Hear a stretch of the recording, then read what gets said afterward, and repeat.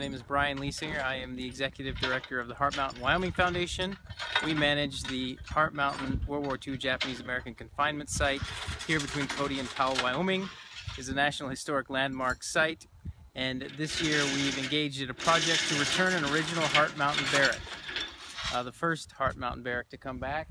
At one point there were over 450 of these structures, and we're lucky to be able to preserve one and in fact save it from demolition and return it to the site. It's a powerful artifact of camp life, and we believe that it'll give our visitors a great experience in terms of communicating and expressing what it would have been like to be a Japanese American from the West Coast, brought from their homes, forced from their homes, and confined here in a very desolate place.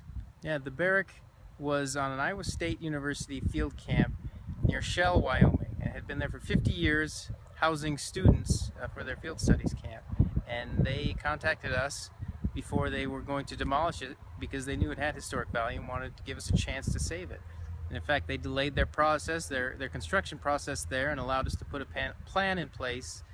We did some fundraising as well as preparing the site, which involved an archaeological study to make sure that we had the correct placement. Once we determined that, we went ahead with the construction of a foundation, concrete foundation, to ensure that it lasts. And it took a tremendous grassroots effort to make this happen, both locally and nationally. People who contributed.